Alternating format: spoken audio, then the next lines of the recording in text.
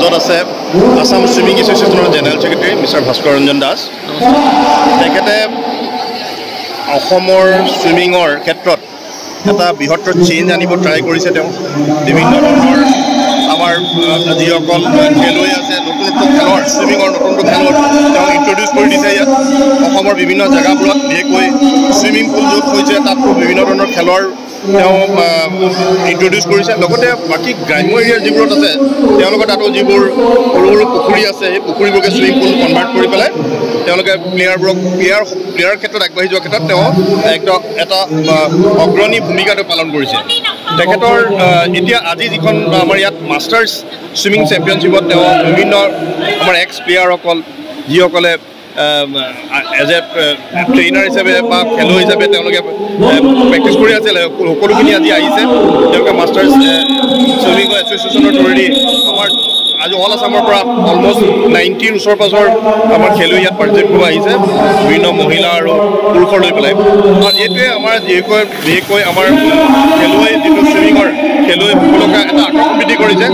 মই ভাস্কৰ দাস মহোদয়ক মই জানিব বিচাৰিম যে আপুনি কি ধৰণৰ এটা প্ৰচেষ্টা আৰু প্লেনিং কৰিছে ল'বৰ কাৰণে য'ত আৰু আমাৰ অসমৰ পৰা ভাল ভাল প্লেয়াৰ আৰু যাতে ওলাব পাৰে। ধন্যবাদ, নমস্কাৰ।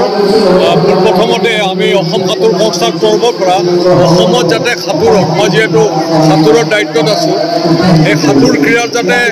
উত্তৰণ মানে ডেভেলপ হয় তাৰ কাৰণে আমাৰ কিছু পৰিকল্পনা আছে। আৰু আজি 11 মাষ্টাৰ ইয়াৰ আগত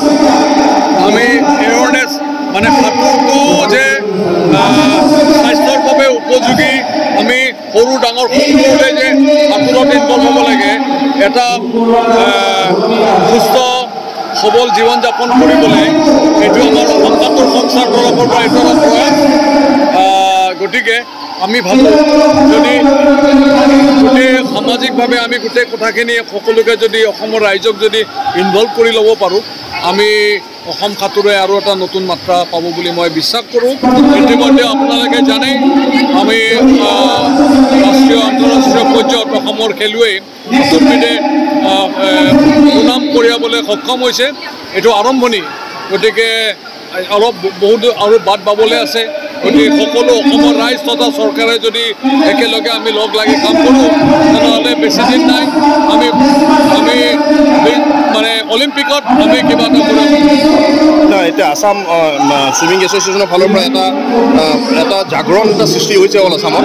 আৰু এতিয়া প্ৰেজেণ্ট আপোনালোকৰ আণ্ডাৰ 4-5জন প্লেয়াৰ আছে যি নেশ্যনেল লেভেলত আমাক ৰিপ্ৰেজেণ্ট কৰি আছে। আৰু এই ক্ষেত্ৰত বিশেষকৈ আপোনালোকৰ যিটো চেলেঞ্জ আপোনালোকৰ ফেচ কৰিছে মেইনলি হৈছে আপোনাৰ ছিনিয়ৰ কেটেগৰীত আপোনালোকৰ ট্ৰেইনাৰ কোচৰ এটা ডাঙৰ চেলেঞ্জ আহিছে। এই ক্ষেত্ৰত আপোনালোকে কেনেকুৱা ধৰণৰ প্ৰচেষ্টা লৈছে যে কোচৰ সেই যিটো ডিমাণ্ড আছে মিট কৰি পেলাই আমাৰ যিবোৰ প্লেয়াৰ আছিলে সেই প্লেয়াৰখিনিক ইয়াতে আমি লৈ পেলাই প্ৰডিউচ কৰিব পাৰোঁ যাতে? অসম সাঁতোৰ সংস্থাৰ এটা ৰাইজৰ সংগঠন, অসমৰ জনসাধাৰণৰ সংগঠন। এইটো এটা আমি অসমৰ চৰকাৰ আমি একেলগে মিলি যদি কাম কৰোঁ, এটা যদি নতুন আমি প্লেনিং কৰি কাম কৰোঁ, আঁচনিৰ মাধ্যমেৰে যদি আগবাঢ়ি যাওঁ, আমি অতি সোনকালেই ৰিজাল্ট পাম। কিন্তু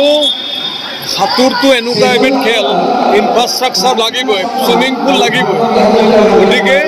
আমি ভাবোঁ যে আমি কাম কৰি গৈ আছোঁ, কিন্তু একেলগে যদি বহি লৈ কথাখিনি পাতি কাম কৰোঁ, আমি যদি আঁচনি প্ৰস্তুত কৰাৰ ক্ষেত্ৰত চৰকাৰ আৰু সংগঠন যি অসম সাঁতোৰ সংস্থা আছে তথা ক্ৰীড়া সংগঠন, আমাৰ কথা কি ক্ৰীড়া সংগঠনবিলাকৰ উপলব্ধি থাকে, তেওঁলোকে দেখেন এছেছ আজি তেজপুৰত চুইমিং পুল নাই, কিন্তু তাৰে চলতে বেষ্ট কোনজন চুইমাৰ আপকামিং কিন্তু আমি অসম সাঁতোৰ সংস্থাই জানে। য'ত চুইমিং পুল আছে তাতেও আমাৰ আমি গম পাওঁ যে এই বাচ্চাকেইটা ফিউচাৰ আছে। গতিকে চৰকাৰ আৰু আমি একেলগে বহি যদি পৰিকল্পনা কৰোঁ, যেনেকৈ উৰিষ্যা চৰকাৰে কৰিছে, আমি সফল পাম। কিন্তু কথাটো হৈছে আমি অসম সাঁতোৰ সংস্থা আৰু চৰকাৰ একেলগে বহি হয়। তো এই ক্ষেত্ৰত আৰু এটা কথা, যেনেকৈ আমাৰ ইয়াত ঠাণ্ডা দিন আহি আছে, ঠাণ্ডা দিনত আমাৰ প্ৰেক্টিছ কৰিবৰ কাৰণে আমাৰ চুইমিং পুল নাই। এই চুইমিং পুলৰ ক্ষেত্ৰত এতিয়া গভৰ্ণমেণ্টৰ ফালৰ পৰা কিবা এনেকুৱা চৰকাৰ ৰাইজৰ কথাটো কি 2007 আমাৰ নেশ্যনেল গেমছৰ সময়ত সৰু সজাত হিটাৰ আছিল কিন্তু বিকল হৈ পৰি আছে কথাটো এইটোৱে যে আমি একেলগে যদি বিকল হৈ পৰি আছে যাৰ ফলত ঠাণ্ডা দিনত অসমৰ খেলুৱৈৰ কাৰণে অসুবিধা হয় এই 4 মাহ 5 মাহ আমি সাঁতোৰৰ পৰা বিৰত থাকোঁ আৰু নেক্সট বছৰৰ আৰম্ভণিতে ৰাষ্ট্ৰীয় পৰ্যায়ৰ খেলবোৰ আৰম্ভ হয় আমাৰ খেলুৱৈ পাৰফৰ্ম কৰিব নোৱাৰে তৎসত্ত্বেও আমাৰ ল'ৰা ছোৱালীয়ে জুনিয়ৰ চাব জুনিয়ৰ আমাৰ নেশ্যনেল ৰাষ্ট্ৰীয় আমাৰ ৰেকৰ্ডছ আছে তো আপোনালোকৰ এতিয়া বৰ্তমান এই খেলৰ বাহিৰেও আপোনালোকে নতুন আমাৰ যিবোৰ খেল ৰাষ্ট্ৰীয় খেল আছে আমাৰ অসমত আগত নাছিলে আপোনালোকে যেনেকৈ এতিয়া আপোনাৰ আপোনাৰ চুইমিং ড্ৰাইভৰ কম্পিটিশ্যন আপোনালোকে কৰিছে তাৰপিছত আপোনাৰ চুইমিঙৰ ৱাটাৰ পল' খেল আপোনালোকে ইণ্ট্ৰডিউচ কৰিছে আৰু লগতে আপোনালোকে ৰিভাৰ লং ডিষ্টেঞ্চৰ আপোনালোকে ইণ্ট্ৰডিউচ কৰিছে আৰু যথেষ্ট আপোনালোকে অপেন ৱাটাৰ আপোনালোকে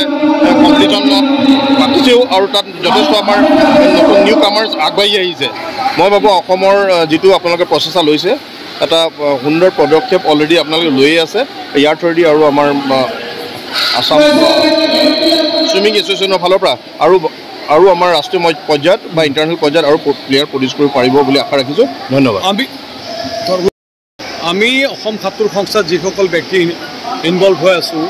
ৰাইজৰ হৈ আমি ভাবোঁ যে এইটো আমাৰ সামাজিক দায়বদ্ধতা আমি ছ'চিয়েল ৰেছপনচিবিলিটিজ কামখিনি কৰি আছোঁ অসমৰ গাঁৱে ভূঞে পুখুৰী গোটেই সকলোতে আমি সকলো সচেতন কৰিব বিচাৰিছোঁ যে আমাৰ টেলেণ্ট আছে সাঁতোৰত আমি আগবাঢ়ি যাব পাৰিম বাকীখিনি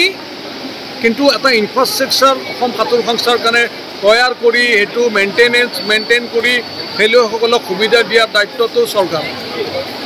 আমি সেইটো কৰিবলৈ নোৱাৰোঁ কিন্তু বাকীখিনি যিখিনি প্লেটফৰ্ম ইণ্টাৰনেশ্যনেল অলিম্পিক কমিটিৰ যিটো মানে যিটো চাৰ্টাৰ্ড আমি অলিম্পিকৰ আণ্ডাৰত ৰাষ্ট্ৰীয় অলিম্পিক সংঘ থাকে এই সংঘৰ আণ্ডাৰত ৰাষ্ট্ৰীয় ফেডাৰেশ্যনবিলাক থাকে তাৰপিছত আমি থাকোঁ গতিকে এইটো হৈছে ৰাস্তা কিন্তু ইনফ্ৰাষ্ট্ৰাকচাৰ মেইনটেনেঞ্চ খেলুৱৈসকলক সকলোখিনি সুবিধা কৰি দিয়াৰ দায়িত্ব চৰকাৰৰ গতিকে আমি অসমৰ ৰাইজৰ সংগঠন হিচাপে আমি ৰাইজক প্ৰতিনিধিত্ব কৰি যিখিনি পাৰোঁ আমি কৰিছোঁ ইয়াতকৈ আৰু আমাৰ কৰিব লগা বিশেষ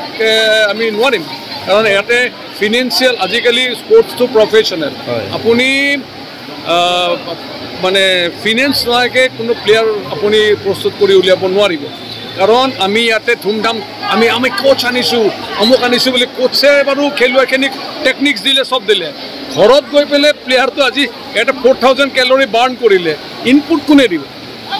আৰু বিভিন্ন স্তৰৰ মানুহ আছে ভাৰতবৰ্ষতো তেনেকুৱা ধৰণৰ অসমত আমাৰ বিভিন্ন স্তৰৰ মানুহ আছে কিন্তু তেখেতসকলৰ খোৱা খাদ্যৰ পৰা গোটেইখিনি তেওঁলোকৰ ফিজিঅ' প্লাছ গোটেইখিনি চাব লাগিব সেইখিনি কেয়াৰ কৰিব লাগিব অলিম্পিকলৈ যাবলৈ হ'লে এনেই কোচ আনিলোঁ অমুক কৰিলোঁ তমুক কৰিলোঁ বুলি কৈ পেলাই হয় আমি এইবিলাক কৰিব ইটছ এ ছিষ্টেম চাইনা যেনেকৈ ফ'ল' কৰে চাউথ কোৰিয়া এছিয়াৰ পৰা এছিয়ান কাণ্ট্ৰি হৈ পেলাই চাউথ কোৰিয়া যেনেকৈ আজি বিশ্বৰ প্ৰথম দ্বিতীয় তৃতীয় স্থানত থাকে আমি ইমান 150 কোটি মানুহৰ দেশ আমি কিয় পৰা নাই আমি ফ'ল' নকৰোঁ ছিষ্টেমটো আমি চবত কৰি সকলোতকৈ ভাল ছিষ্টেমটো আমিয়ে ফ'ল' কৰিব পাৰোঁ কাৰণ আমাৰ মানুহ মেন পাৱাৰ আছে আমি গোটেইখিনি ৰিচৰ্চ আছে কিন্তু আমি অৰ্গেনাইজ কথাটো আমাৰ এই যিটো কথা ক'লে আপোনালোকৰ এইটো ডেফিনেটলি সকলোৱে ইয়াত অনুধাৱন কৰিব গভমেণ্টেও আপোনাৰ বিশেষকৈ স্পৰ্টছৰ ওপৰত যথেষ্ট জোৰ দিছে এজ এ এছ'চিয়েশ্যনৰ ফালৰ পৰা আপোনালোকে যিটো পইণ্ট ৰাখিছে হয়তো গভমেণ্টে এইটো দৃষ্টিগোচৰ তেওঁলোকৰ হ'ব লাগে আৰু ইয়াত কেনেকৈ এছ'চিয়েশ্যনৰ লগ লাগি পেলাই আমাৰ আৰু ছিষ্টেম আৰু যিটো চুইমিঙৰ যিটো প্ৰচেছ হয় আমি নতুন প্লেয়াৰক আনি পেলাই কেনেকৈ আমি আন্তঃৰাষ্ট্ৰীয় ক্ষেত্ৰত লৈ যাব পাৰোঁ তাৰ এটা ক্ষেত্ৰত আগবাঢ়িব লাগে ধন্যবাদ থেংক ইউ